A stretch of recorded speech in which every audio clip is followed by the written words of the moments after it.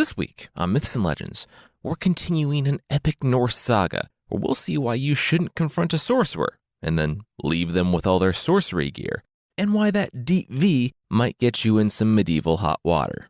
The creature this week is another winter one who either wants to kill you with his poisonous bites or tell you his spoken word poetry.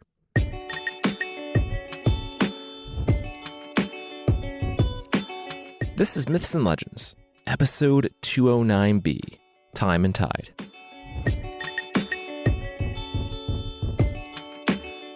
This is a podcast where I tell stories from mythology and folklore. Some are incredibly popular stories you might think you know, but with surprising origins.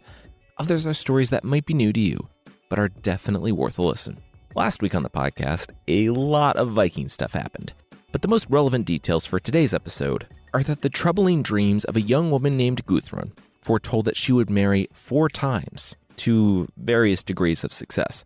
We are also following the family tree of Olaf Peacock up until he and his wife had children, Kjartan being their firstborn son and their favorite. The couple also decided to foster Bali, Olaf's nephew, to honor their relative.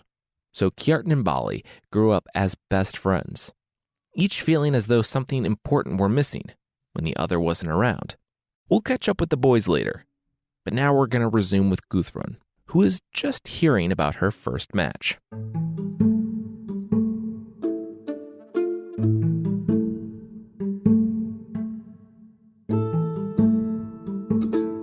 Word of Gudrun's first match arrives soon after her meeting with Gest, the one who interpreted her troublesome dreams. Thorvald was a wealthy man, but he was no hero. He came from a family of farmers and merchants, not Vikings. An old romantic to his core, Thorvald approached Gudrun's father with a marriage contract before he'd even met the girl, who was about 20 years his junior. Gudrun's father was wary of the match, not because of the age difference, but because of the wealth difference. Thorvald was wealthy, and while Osvif, Gudrun's father, did all right, their status didn't make for an obvious pairing. Thorvald, however, had made it clear he was seeking a wife first. This had nothing to do with money.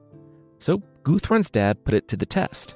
He returned Thorvald's proposed contract along with a counteroffer of his own. Once they were married, Gudrun would run the household's finances. If the marriage ended before either of them died, Gudrun would take half of the estate, no matter the length of the union. Osvif's eyes wide, Thorvald vigorously nodded his acceptance. Their marriage was difficult from the start, and true to her own dreams, Gudrun was not happy. It could have been their age difference, it could have been that they hadn't spoken before their wedding, neither of those were that surprising given the time, but Gudrun wanted something more in her marriage. She wanted love. Suddenly, the dreams she once feared gave her hope that she would leave this dour man. And that was when Thord came along. And yeah, there are a lot of Thor-based names this episode, so we're going to call him Handsome Thord. It started with a dinner party. Handsome Thord and his wife, Aud, A-U-D, came over to Thorvald and Gudrun's. The pair got along very well. More specifically, Handsome Thord was enamored with Gudrun's wit, and after living for a year or so with Thorvald, Gudrun was enraptured by how Handsome Thord treated her with respect, like an equal. Their spouses, who felt like third and fourth wheels, would make small talk, while Gudrun and Handsome Thord conversed late into the evening. After that, Handsome Thord found more and more reasons to stop by the home of Thorvald and Gudrun. It happened that, bummer, he just kept missing Thorvald for the business he had with the guy. But he still stayed for several hours to speak with Gudrun, just to be polite, of course. Nothing ever happened, but the servants talked to the people in town who talked to their employers, who also talked among themselves, and soon Thorvald caught wind of this frequent occurrence. Part of Gudrun's marriage contract was that she was to be the fanciest woman in town. Yeah, it's amazing that Thorvald ever got so rich. He seems to be terrible at negotiating contracts. Anyway, if Gudrun wanted something, she got it, though not to the point of ruining their finances. One day, as Handsome Thord nodded to Thorvald on his way out, Thorvald snapped. Offhandedly, Gudrun mentioned that she'd heard of a new necklace at the store in town, but she turned to meet her husband's hand. A smack cut the air as he slapped Gudrun clear across the face. Face red and stinging, she felt her cheek and looked at her husband in shock. No words formed. She simply locked her jaw and gulped hard. No one moved for a long time until a smile formed across Gudrun's face. She looked straight at her husband and said that, you know what? A rosy color in a woman's cheeks was a good look. She also said that she now understood her role as an obedient wife, and she wouldn't dare do anything to displease her man. She rushed off to prepare dinner, and as she left, Thorvald nodded to himself. That was more like it. Over the following weeks, Gudrun was the picture of happiness. She threw herself into every duty around the house, and if she entertained any visitors, Thorvald heard nothing about it. Not from his surprise visits home in the middle of the day or the locals he bribed for information. She even started sewing. She wasn't good at first, but like anything Gudrun put her mind to, she quickly excelled until she was making all their clothes. It was in town one day that Thorvald learned firsthand that while Gudrun might be able to make a shirt, she wasn't exactly a professional. He was wearing one of her personal designs, a V-neck, when a few of the stitches came loose in the back. The tasteful shirt slipped and turned suddenly into a very deep V. So deep that, quote, Thorvald rushed from town with his nipples out. That's oddly specific, but also very important, because Thorvald arrived home to an empty house. Gudrun was gone, and when he went asking about her, he found her at her father's home, in tears. She was divorcing him. Thorvald's face turned purple. No, he demanded that she come home. There was no grounds for this. But Gudrun shook her head. Why deny it? She asked between sobs. The whole town had witnessed the disgraceful scene. Thorvald shook his head. Witness what? Gudrun gestured to his chest. Him gallivanting around town in the low-cut shirt with his nipples out. That's what. Thorvald had clearly gone into town, parading around in women's clothing. And the only thing he was mad about was that he got caught. And yeah, if you didn't know it, dressing in the clothing of the opposite sex in this culture at this time was sufficient grounds for divorce. Thorvald tried to argue that Gudrun had made him the shirt, but unfortunately, the whole town had seen him running around with, quote, his nipples out. And so it was that Gudrun successfully divorced her first husband. And since her father had negotiated a contract that put their relationship ahead of Thorvald's wealth, she took possession of half of his estate.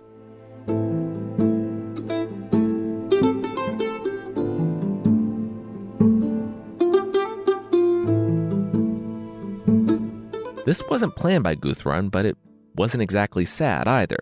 And strangely enough, handsome Thord suddenly found that he had a lot of business with Osvif, Gudrun's father, now that she was living with him once again. Handsome Thord even accompanied her family to the Althing, the yearly meeting of the island's chieftains. It was on the road, with the mountains on one side and the roaring seas on the other. Sitting atop the pair's horses, who had grown quite buddy sour on account of all the time spent together over the past few months, that Gudrun mentioned something. Were the rumors true that handsome Thord's wife, Odd, often dressed in breeches, complete with a codpiece and long leggings? Handsome Thord laughed. That wasn't something he had heard or noticed. He was pretty sure no one was talking about that. Gudrun shook her head. Must not be spending much time together then, if he didn't notice something as big as her wearing men's clothing. Apparently she did it so often that people were calling her Breeches Odd.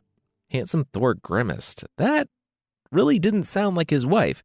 Who exactly was saying that? People, lots of people, basically everyone, Gudrun said, turning to handsome Thord. She was winking. Did he notice the wink? Handsome Thord sat slack-jawed for a bit, then gasped. Oh.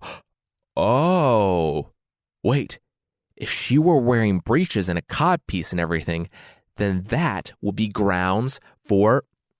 He's divorcing you, Odd learned when her husband returned from the All thing. He hadn't even bothered to come home or tell her in person. He'd sent her a messenger. In fact, he wasn't divorcing her. He had divorced her already at the All thing, with the lawmakers present. He presented witnesses that definitely weren't paid lackeys, and that was that. Odd would need to be out by Friday at the latest. Odd glowered, listening to the made-up reason for the divorce. Breeches in a codpiece, was it? Well then, she would show him breeches in a codpiece. Those nearby looked at her. That didn't sound as intimidating as Odd probably thought it sounded, but the scorned woman dismissed them all and went to prepare.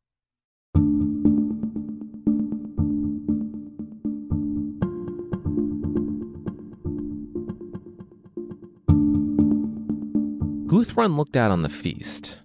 It was her wedding day. Again. This man, handsome Thord, was wonderful, and she wanted to spend the rest of her life with him. But she couldn't help thinking of the old man. Guessed, her first marriage had ended exactly as he predicted by her dreams, with the casting off of the ill-fitting headdress. Would the second end as he predicted as well, with her husband drowning? Gudrun shook her head, returning to the reception. There was no reason to worry about such things. It could have been a fluke, the whole thing with Thorvald. People only ever remembered the moments the prophets were right, after all, forgetting the multitude of predictions that went wrong. And besides, if it was fate, she couldn't change it. Up to and including marrying the man with whom she was completely in love.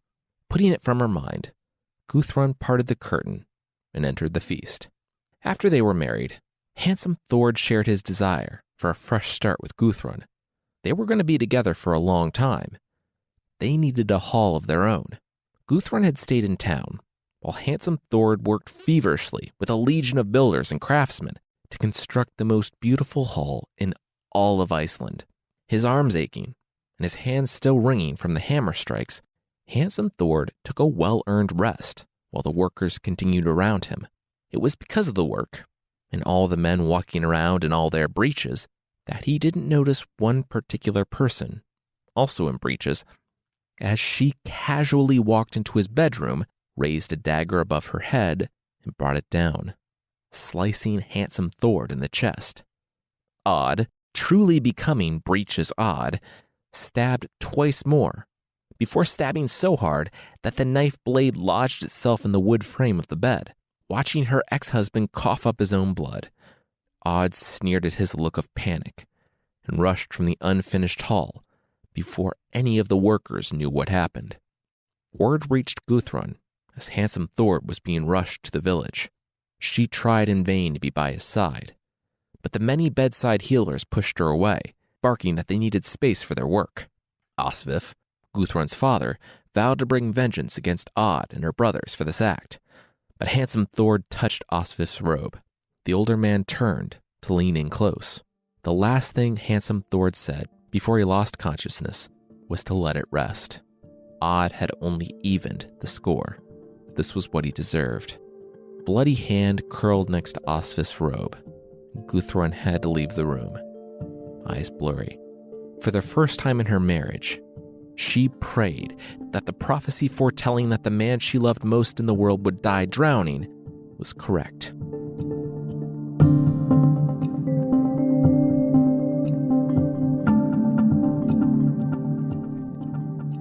Any remaining doubt about the viability of her dreams dissolved as Gudrun stood looking at handsome Thord. She was convinced they showed the future because, somehow, handsome Thord had survived the brutal attack. The wounds on his chest healed, although he did lose the use of his right arm. Still, he was alive, and as long as he was alive and married to Gudrun, he would be happy. Besides, he didn't have time to look to the past. A new wife, a new house, and now a new life. Gudrun was pregnant with their first child. Unfortunately, he was mistaken about one thing. His marriage to Odd had ended in divorce and a trip to the medieval Viking ICU, but the repercussions from their union were far from over. Odd would not relent. All winter long, She and her brothers raided the land belonging to handsome Thord's mother, Ingunn, stealing her livestock and practicing sorcery. It doesn't say how they practiced sorcery, so I'll just take that to mean they were stealing stuff and being extra spooky about it. Either way, it was a problem. Still, we've talked about this before, but from Eroad to any other story where a witch appears, medieval Scandinavia, like most medieval cultures, was very much not okay with any form of witchcraft or sorcery. Knowing that the law was on his side, handsome Thord sailed to the other side of Iceland to meet with a known sorcerer from the Hebrides, which are off the coast of modern-day Scotland. Once there, he confronted the man he knew had to be aiding his angry ex-wife, accusing him before witnesses of sorcery and theft, a charge which carries the full weight of outlawry. Now, while handsome Thord might have thought the law was on his side, the sorcerers had the elements on theirs. And handsome Thord, in his anger, had served the medieval sorcerers their court date, but left them with all their sorcery gear and whatever else they used. Unsurprisingly, a storm gathered while Thord and his crew were sailing home. The people on the coast watched as a rocky break arose from the sea in a place where none remembered there ever being one before, and none could find again after that day. Even if handsome Thord had been able to use both his arms that day, the outcome would have been the same. A sea that turbulent spelled nothing but disaster. Handsome Thord and all of his men drowned, their bodies washing ashore the following morning. Gudrun received the news while she was in labor, and the cries of the baby boy matched her own weeping for the man she had loved and for the fate that she always knew would arrive. In that moment, Gudrun named her baby Thord.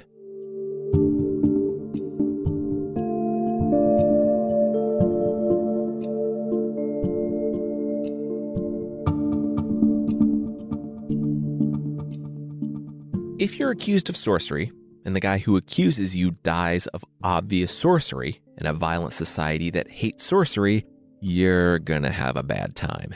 Dispensing with lawsuits and pesky things like due process, the people of Iceland dispensed some Viking justice and stoned the sorcerer's whole family before dropping them in a shallow grave.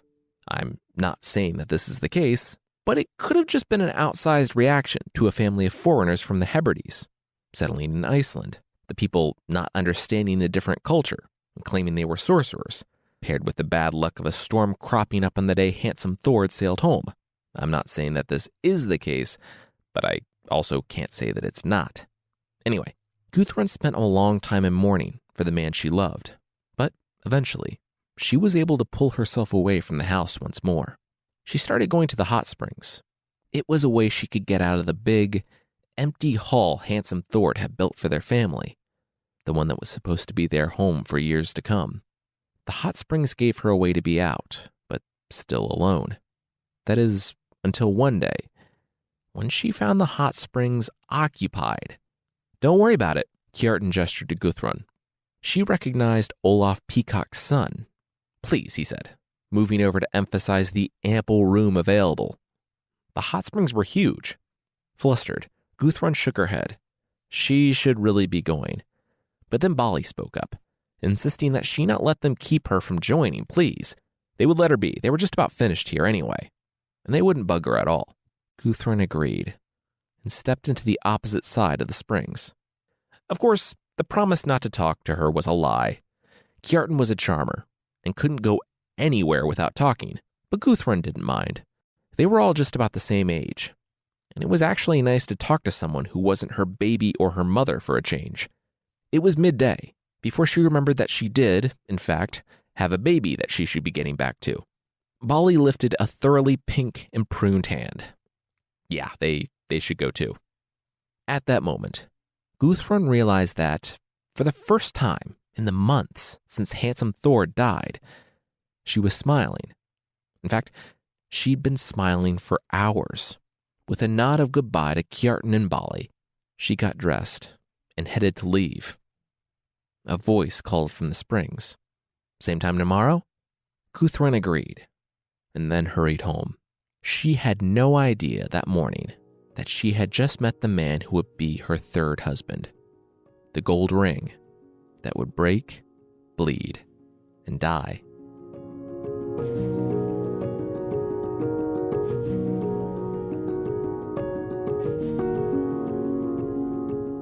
We'll catch up with everyone as they're making some big plans, but that will be right after this.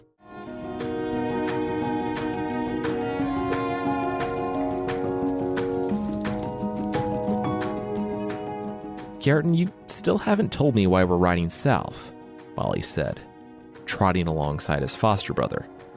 The man turned with an impish grin. Bali rolled his eyes. All right, out with it. Kjartan explained that he was buying a share in a ship. Half a ship, to be exact. Bali reeled. Half a ship? And what was he going to do with half a ship? Kjartan kept grinning.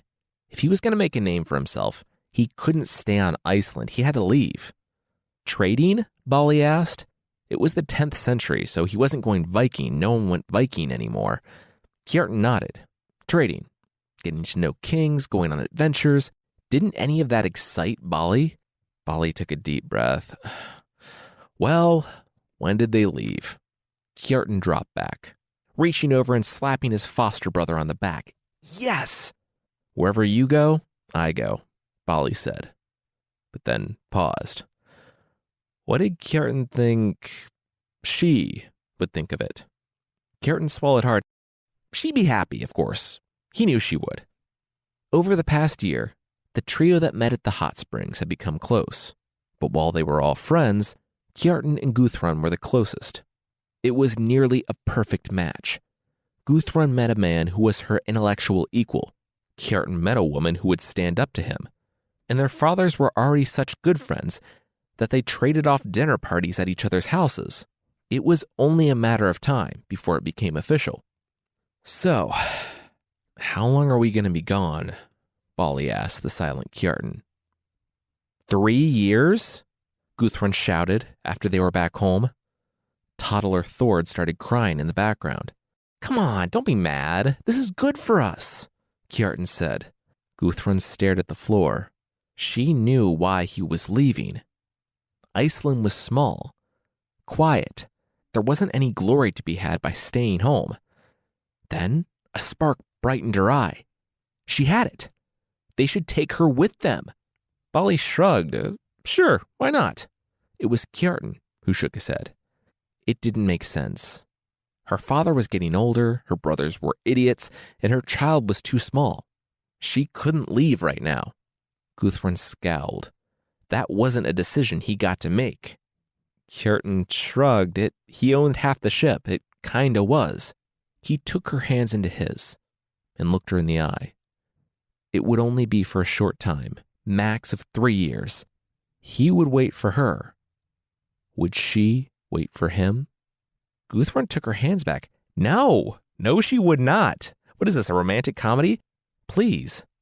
She had her future and a child to think about. Gudrun stormed off, slamming the door at the end of the long hall. Kjartan brushed off the encounter. She didn't know what she was talking about. She'd wait. She loved him.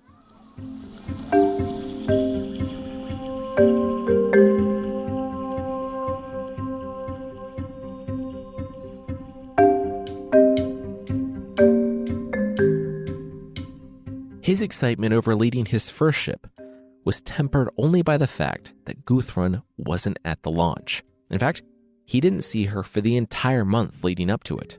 He put her out of his mind, but in the quiet moments, he prayed to Odin that she would wait for him. Those quiet moments, however, were few and far between. It wasn't long before their ship made it to its first stop, Nidaros, in Norway.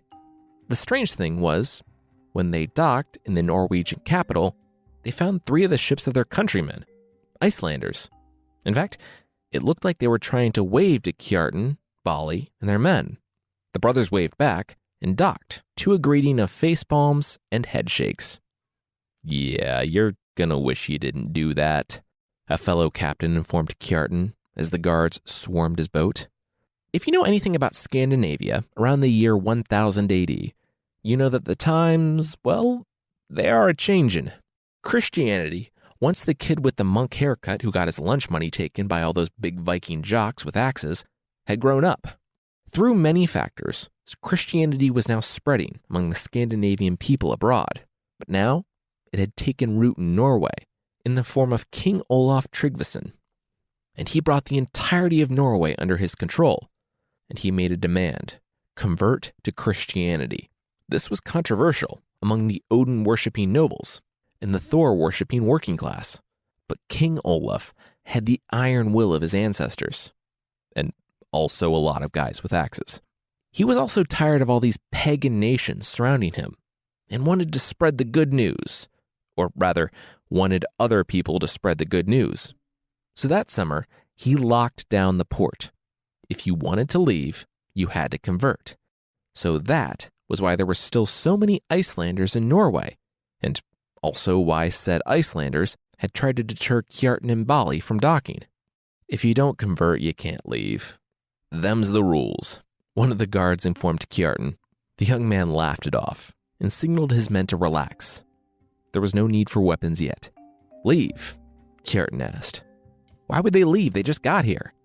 As the new arrivals began walking their goods over to the buyers, Bali turned to Kjartan. They weren't doing that, right? That new religion? Kjartan laughed. Of course not.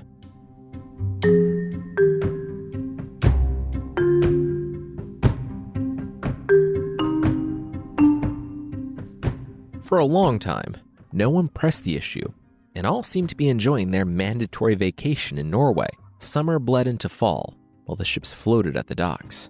The crewmen stayed in town, and one day, they saw a crowd rushing off toward the river. Kjartan quickly flagged down a local before rushing back up to their apartment. Bali, he cried. Bali, they were going swimming.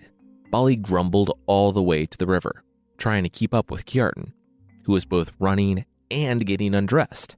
Kjartan couldn't understand why Bali was so sour all the time. They'd go home eventually. Until then, this was awesome. Live a little. They were in a town full of interesting places, great food, and travelers from all over the world. But what about home? What about Gudrun? Bali asked.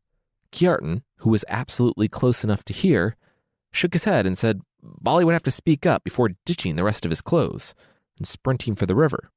Bali sighed, picked up his foster brother's clothes, and made his way toward the splashing. When he arrived at the water's edge, Kjartan was already testing his swimming prowess against the locals by dunking strangers.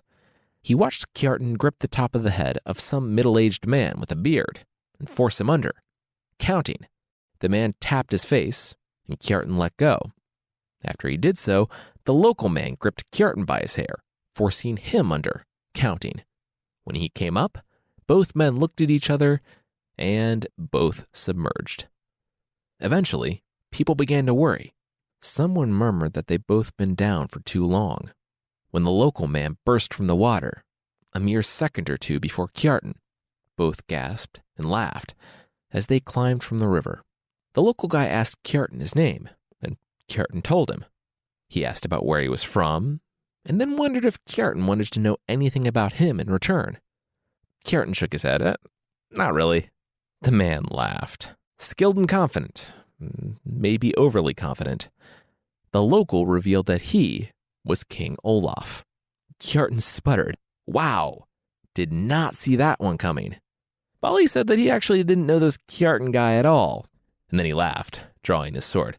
Actually, he was just kidding. Bali was a ride-or-die friend, and seeing as his friend had just forced the king's head underwater multiple times, it was looking like die was the likely outcome here. The tone of the entire group shifted, and those surrounding King Olaf gritted their teeth, their axes, spears, and swords flashing in the sun. No one dared to make the first move, but all crouched, ready for the impending battle. King Olaf held up his hands. Everyone calmed down. He wasn't mad. He rather liked it that someone treated him like another human being for once. Everyone was always cowering in reverence. I'm no expert, Kjartan spoke up, but it could be on account that you conquered all of Norway. Oh, and the forced conversions under the threat of violence? Yeah, don't push your luck, warned the king. Presumably, these were the young men who arrived in the summer from Iceland? The ones who had plotted to burn down his palace with him inside when he wouldn't let them leave? Kjartan and Bali looked at one another. Those plans hadn't left their ship. How did he know that? King Olaf nodded. This was his city, his country, and they had chosen not to do it.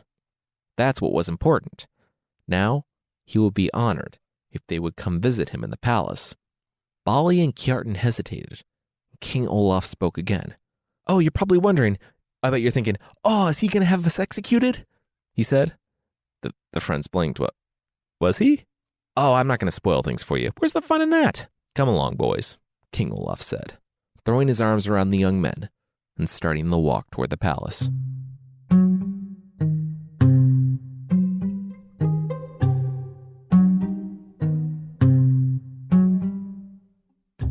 In the end, the king chose not to have them executed. For now, or for later, really. While Bali remained pretty quiet, Kjartan was Kjartan, and he shared King Olaf's ambition and intelligence. In short order, he became the court favorite. Those close to the king cautioned him regarding having so many, quote, heathens surrounding him. He should force Kjartan and Bali to convert, they urged. But King Olaf ignored them all. He had a feeling that Kjartan had more faith in himself than in Odin or Thor, and men like him were worth waiting for. And they did wait. It wasn't until the Christmas festivals that Kjartan finally relented. But it wasn't out of fear that he chose to convert, but rather opportunity. It didn't matter much to him what religion he followed. Thor had never done for him what he couldn't already do for himself, and following King Olaf's god won him a powerful ally that no one in all of Iceland would have. It also meant Ingebjorg. She was King Olaf's sister, and when Kjartan, Bali, and their ship were baptized on December 26th, the second day of Christmas, she was seated right beside Kjartan at the feast. She was only a couple years older than the Icelander, and the pair talked all winter. In the spring, Kjartan was given a choice, disguised as a question. What hope did he have of the Icelanders leaving their pagan past and converting en masse to Christianity? Kjartan couldn't help but laugh. Well, that depends, he said. How many swords did King Olaf have? The king nodded. He felt the same way. In fact, his bishop had only just escaped alive. The king thanked Kjartan and dismissed him. Kjartan hesitated and ventured to ask one thing. Could they leave Norway? The thing was, he'd been away from home for nearly a year at this point, but King Olaf refused. It was an instant no. Kjartan was called to a greater purpose now. They were now responsible for all the souls in Iceland being saved. Besides, the king said, with a wry smile, as he glanced at his sister, there are other plans in the works. And so it was that the Icelanders remained stuck in Norway for yet another spring, summer, fall, and winter. And come the second spring, everyone was pretty restless. That's when Kjartan had an idea. Bali needed to go. Maybe he could make some headway with Iceland so that both of them could leave. Bali shook his head resolutely. No, sorry. He didn't like the idea of Kjartan in a foreign kingdom. And converting Iceland? Really? Kjartan, though, was determined to find a solution. They had to do something. He wanted to go home. Bali shrugged and looked out the window. Things weren't so bad here. Besides, there was Ingebjorg. Kjartan gave his foster brother a look. He wanted to go home. Bali nodded. Okay, he would see what he could do. Come spring, after a whole winter working to wear King Olaf down, Bali, the merchant-turned-missionary, was allowed to leave for Iceland. Kjartan, King Olaf, and several others saw him off down at the docks. With Ingebjorg by his side, Kjartan waved for Bali's attention. Hey, Bali, tell everyone I care for them, he said, glancing over to the king as he did so. Bali nodded. He understood.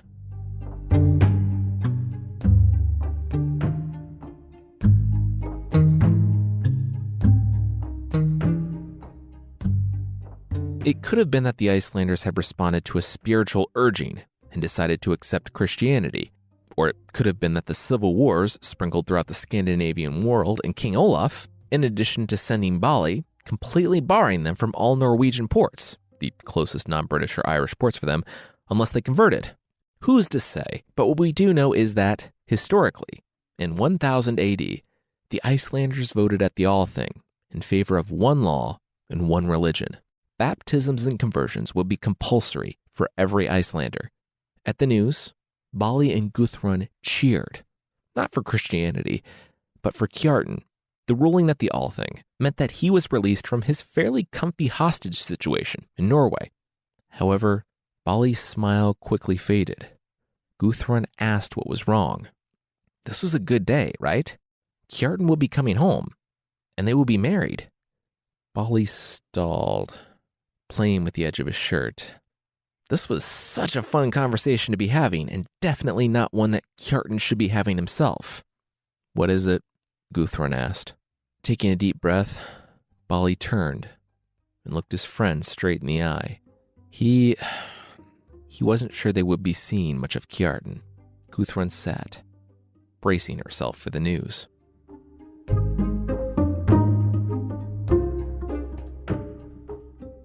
As the tale unfolded, Gudrun didn't weep. She sat in silence. The implications of this Ingebjorg were obvious. Some woman, someone like Kjartan's grandfather Holskald had met on his travels, that meant nothing to Gudrun. A princess, though? That wasn't just some woman.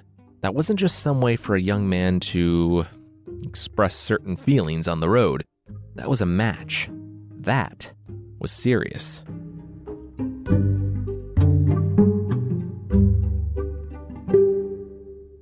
When will you return? Ingebjorg asked Kjartan the following spring. The young man was packing. After news of the Althing, it was finally time to go. After being away from home for 3 winters, he was leaving. Soon, he said with a smile. He turned, and Ingebjorg was there. She kissed him. But it was like kissing a statue. He stepped away. He had said no. Ingebjorg sighed and called for her servants. One appeared in the doorway and handed something to the princess. It was a headdress. Kjartan smirked. It wasn't really his style. It would look better on her. Ingebjorg nodded. She agreed, but that wasn't to be. It wasn't for her. Not anymore. It was for his bride, for Gudrun. Kjartan cocked an eyebrow. How did Ingebjorg know that name? He couldn't have mentioned her. Only like 1,000 times, Ingebjorg said, pressing the headdress into his hands. He talked about her constantly. Ingebjorg kept hoping it would fade, but it never did. She couldn't keep hoping after something that would never be. I won't see you off, she said, giving him another kiss. This time on the cheek.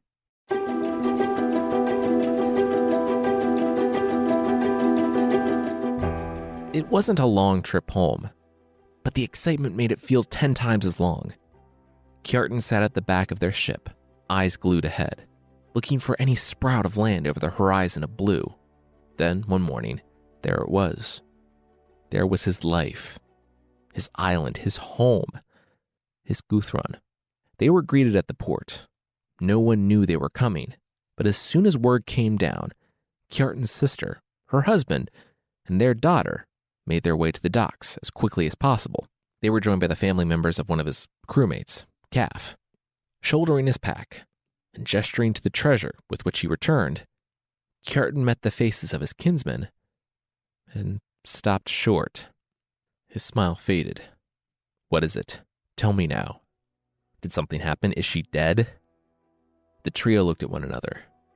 No, Gudrun wasn't dead. Kjartan exhaled, but his relief was quickly interrupted. It was worse. She was married to Bali.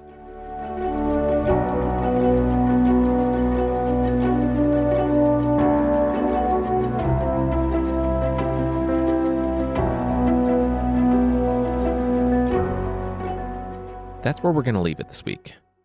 Next week, we will see how strong the friendships of Gudrun, Bali, and Kjartan really are when we wrap up this episode. If you'd like to support the show, We have a membership thing on the site.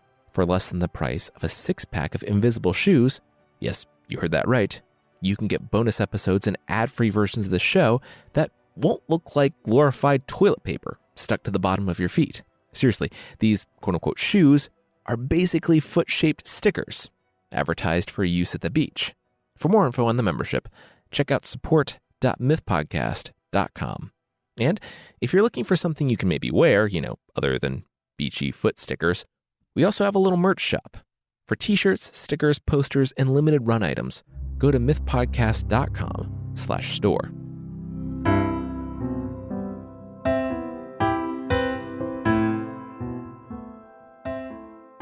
The creature this week is a goblin called Tomten. Now, there are 2 versions of this one. One is pretty much your standard house elf creature. If you're nice to it, it might help you out around the house. If you're mean, well, they know how to be mean too. The Tomten dwells among the bodies and burial mounds around the home. And if you don't take care of him, or leave food out for him on Christmas Eve, he's been known to kill your livestock, hide your things, curdle your milk, or even bite you. And those bites are poisonous. So watch out. But there's another version of this creature. And this one's the real reason I chose to include it this week. It's not malicious. It's just curious. A lonely, forlorn creature pondering life, death, and the passage of time on a cold winter's night. There's a poem I posted on the episode post, but I'll read a couple of stanzas from it now. Of a lonely goblin who watches the years go by, protecting children as they grow to adults, parents, older people, and finally disappearing like their countless ancestors, pondering the questions of where we come from and where we're going, but having the answers to neither. Still, he looks after them, making sure their doors are locked and they're safe in their beds each night. Here's just a few stanzas of the poem. Last the goblin slips in to see how all the folk are faring. Long have they known how faithfully he for their weal is caring. Treading lightly on stealthy toes, into the children's room he goes, looks at each tiny treasure. That is his greatest pleasure. So has he seen them, sire and son, year by year in that room there, sleep first as children, everyone. Ah, but whence did they come there? This generation to that was heir, blossomed, grew old, and was gone. But where? That is the hopeless, burning riddle ever returning. Cold is the night, and still, and strange. Stars they glitter and shimmer, all asleep in the lonely grange, under the midnight's glimmer. On glides the moon in gulfs profound, snow on the firs and pines around, snow on the roofs is gleaming, all but the goblin are dreaming.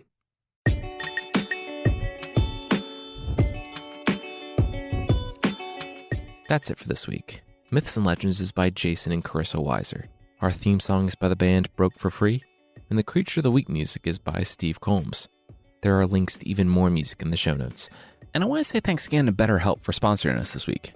Is there something interfering with your happiness or preventing you from achieving your goals? You should really check out BetterHelp. They assess your needs to match you with your own professional, licensed therapist, and you can start communicating in under 48 hours. Visit betterhelp.com/myths. That's BetterHelp, and join the over 1 million people who have taken charge of their mental health with the help of an experienced professional. In fact, so many people have been using BetterHelp that they are recruiting additional counselors in all 50 states. Myths and Legends listeners get 10% off your first month at betterhelp.com/myths. Thank you so much for listening, and we'll see you next year.